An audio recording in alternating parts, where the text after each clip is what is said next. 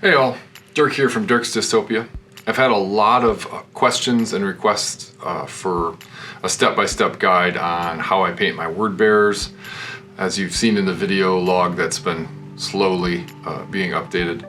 So I finally pulled all the pieces together, and I need to paint a chaplain. He has the one model that I haven't actually done many of the steps on.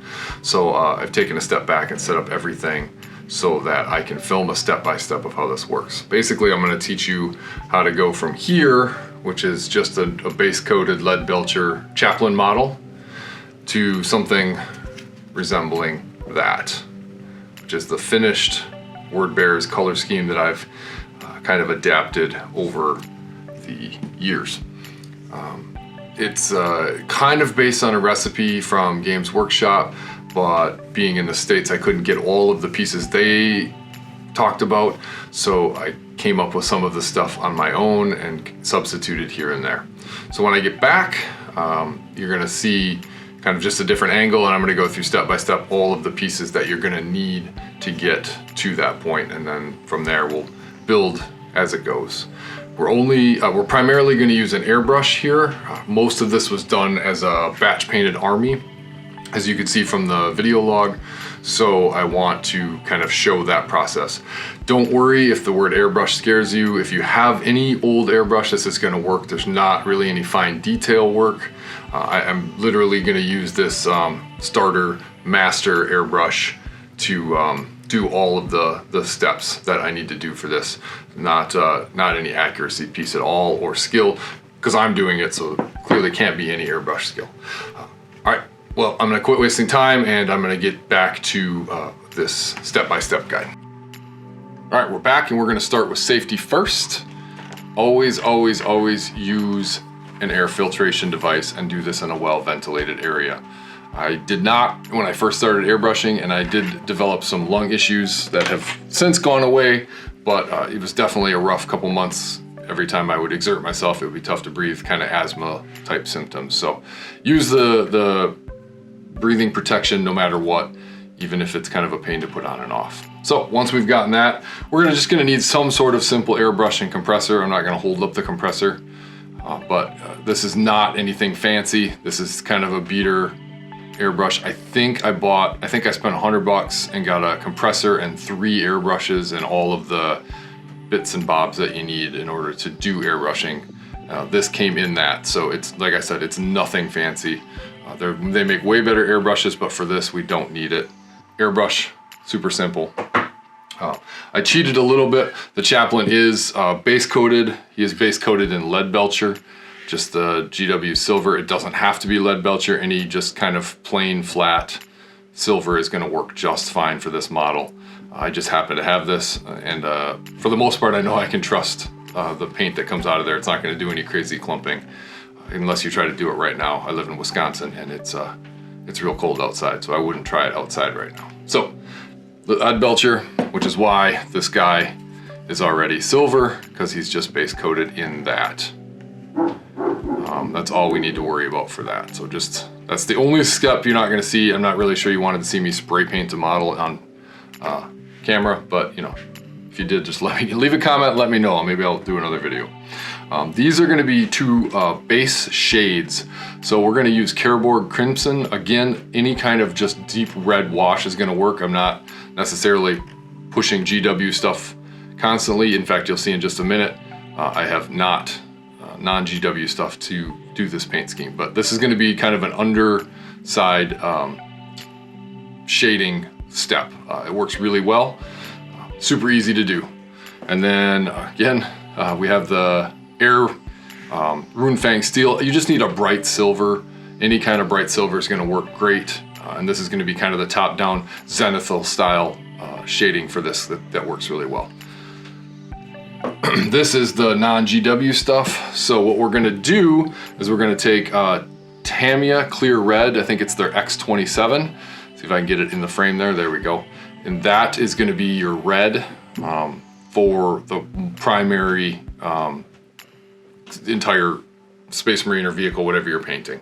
But the thing is, it's a very thick paint. So you're gonna want their X20A thinner, and we're gonna thin it down actually a fair amount to get the desired effect here.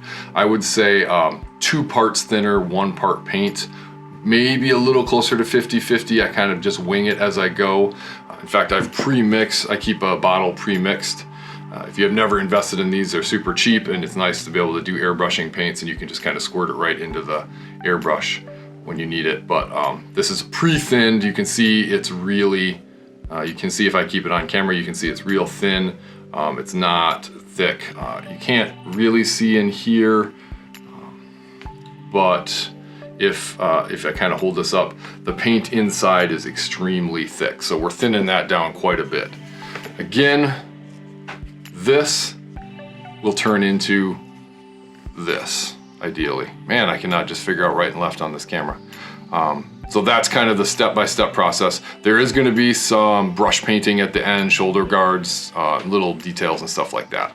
Just, I'm not skilled enough to airbrush that. I know it's possible, some people can, it's just not me. So we'll come back, we'll be on step 1 of this process. All right, so we're gonna start with this undercoat of Karaborg Crimson, and we're going to basically shoot it up from underneath the model to be that underneath shadow. You'll notice in a second that I have popped the model off the base. This is much, much easier to do when it's off the base. In fact, with this model, the cape the way it is, I'm not sure it's actually possible to get a good undercoat while it's on a base. I usually try to restrict the angle to about 30 degrees. What that's going to do is really hit that underside and not start to cover the parts from that would be above. So if you notice, it's a pretty steep angle I'm shooting in straight underneath out to about 30 degrees at the most. That seems to work the best for this as I've been doing these. You can see my manual dexterity at work right there. In this case, I'm really just trying to make sure all of the metal parts, all of the armor parts are covered. The cape and stuff doesn't matter, but it's going to just get some spray anyway. So just finishing up, and we'll switch to the top-down shading.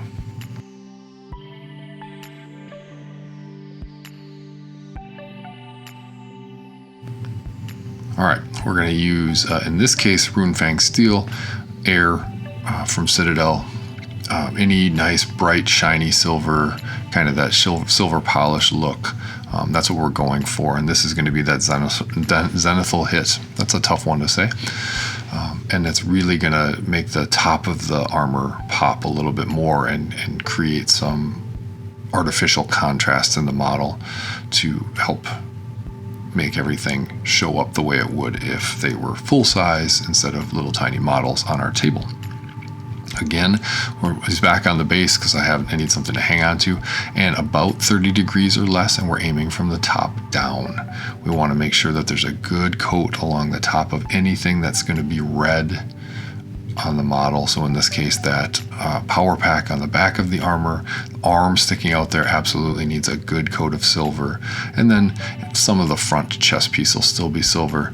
You can't really see the angle I'm holding it here, but I am hitting that front side. Just make sure it's a nice solid coat. Don't overdo it, but make sure anything from the top down has a nice bright silver to it.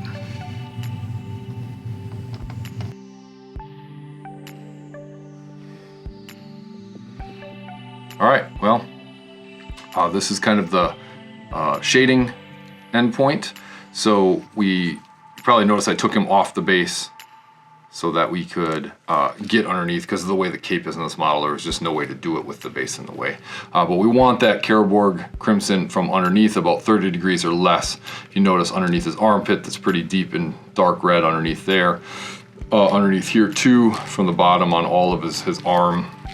I tried to get all along the arm here so that it would show up later. And then I flipped him over and hit him with that silver from the top. You'll notice if you take a look at the back here, we didn't really pay attention to the cape. It's going to end up black anyway, but it should be real light silver along the top of the pack and its helmet. And then if you even look down the cape, it's more back to that lead Belcher shade. So you should see that gradation as you go. That's the cool thing about the airbrush. even if you don't have a lot of airbrush skill, that makes a quick and easy step. So that's what we have so far. Should see a difference from the front that it kind of shades down. It looks a little bit more red, deeper down here, and then up here it's bright silver. So that's what we're going for. Now the fun part. We're going to start getting that red for the word bearers. Again, this is Tamiya Color X27, and the thinner you're going to need. You're going to see in a little bit that I'm actually a little thicker than I should be. I mixed this up a long time ago, and I didn't really pay attention to what it is. Normally you want this pretty thin. You want to go for 3 nice thin coats to get to build the red up, but I was a little thick to begin with, so I only ended up doing 2 coats. Otherwise, because of the way this paint is, it'll start obscuring details. You'll still see the details too because it's clear, but it'll fill in, and then washes and things won't work as well. So make sure it's thin. 2 parts thinner, 1 part paint, I think, is the best way to go, and that's what it was originally, but like I said, I mixed it up a while ago, and water evaporates. I'm trying to get a nice even coat all the way across the model. Again, we're only worried about the armor, but there's no way to really just hit that, so I'm just going to hit everything, turn everything this candy red. So this is coat 1. You can see it looks it's a little pink. It should be more pink on this first coat, but because of the thickness of the paint, it overdid the red early. It's all right. It turned out okay at the end, but yeah, it's just something to keep an eye out for.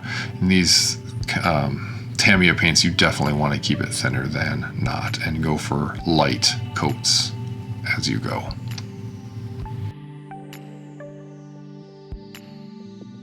All right, here we go. This is our second coat. Again, there would normally be 3. You can see it's still a little pink along the top where it's super bright. We want that deeper red, so we're going to hit 1 more coat. This should be a light coat. You're not trying to overdo it. Don't be like me and go in a little thick with it. But nice and easy, just kind of gently over the whole model. Do make sure you get underneath. The Carroburg Crimson does help with shading, but you want that red over the top of the crimson, not just the crimson. So you can see I kind of tip it upside down and aim underneath to get those underside pieces. This is a pretty easy step, really. I was really afraid not using non-GW stuff, but it worked out really well. I didn't end up having any serious issues. Yeah, it actually ends up being a lot of fun, especially when you do this across a bunch of models at a time, kind of batch painting. It's very exciting to feel, very satisfying to feel the paint just kind of coat the model and give it that nice solid red coat. All right, we're back with our friend Carroburg Crimson. This is kind of the final airbrush step. You want to make sure it's completely dry. You don't want that Tamiya to be wet at all. Make sure it's a nice solid coat. I'd give it a good couple hours. But we're going to put some Carroburg Crimson, and we're going to overcoat the whole model with this paint. So it's a wash, but because we're blowing it through an air wash, it is absolutely not going to act like a wash. What it's going to do, because it's pushed out under pressure, is it's going to hit the coat, the surface, and it's going to give it a powder coat. It's going to look really awesome at the end, kind of that scabby, dark arterial blood that's starting to scab over color, which is, I've read a couple times how the word bearer's color was described when they repainted their Legion colors from gray to red. So we're just going to give it a nice overcoat. Wow, that model changed a lot. I had to snag a different model. I realized I didn't have any good footage of the effect after the Carroburg Crimson was airbrushed on. So this is kind of just the Apothecary model, but same effect we're looking for. You can see there's still some shininess underneath in spots, but overall there's that I don't know, powder coating look to the whole thing. I really love the effect, and it's one of my favorite parts of this army. All right, we're going to start with the black. We're going to hit the cape, the shoulder pads, which you can see of them, and the helmet in this case, and then also a piece of the chest plate. And we're just going to get a basic Abaddon black here, nothing fancy. I'm not going to make you watch me paint this whole thing. It's going to speed up in a little bit, kind of fast forward through so you can see a little bit of the progress, but you don't have to sit and watch. The astute among you will notice that I am dipping right out of the pot. I know that's a big no-no, but for stuff like this, it's a little bit of a, what do I want to say, it's a little bit quicker. Save some time without pulling paint out, especially when I'm doing a large amount like this and I don't know how much paint I'm going to need. So I just pull it from the pot. I know you're not supposed to, but you know, whatever. Everybody does their own thing, and I'm okay with that. So there you go. You can see I'm just finishing up the cape here. It was a pain, I will tell you that, especially with this airbrushed finish on the model to get in there, because I certainly did not want a big swipe of black on the leg. All right, we're gonna hit the basic lead belcher. We're gonna go over and touch some of the gilding, the lining, the shoulder plates, things like that, including the Crozius Arcanum. The pistol's gonna get a coat of lead belcher.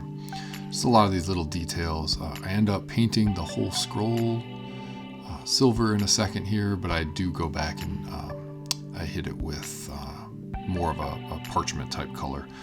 So that's kind of my plan there. But you can just see the paint goes on. Just trying to cover anything that wants to look silver. All right, time to bust out the brass scorpion, and we're going to hit any kind of bronzy brass stuff we're looking for. Going for the lapel pins, any skulls, and the Crozius are the main brass colored. Warpstone glow for the eye lenses and the base of the plasma. And we have Mephiston red just for the headdress top. Waywatcher green just for glazing the lenses and the plasma. And we have moot green for the eye lenses and plasma highlights, which I unfortunately decided to paint off camera. All right, here's the finished product. He is decaled, painted in the details. I covered many of the steps. I left out some because this is more about the scheme and less about individual shading choices and things like that. I messed around with some shading on the cloak. I'm pretty happy with how it turned out. It's certainly not my area of expertise, but yeah, I'm pretty happy with it.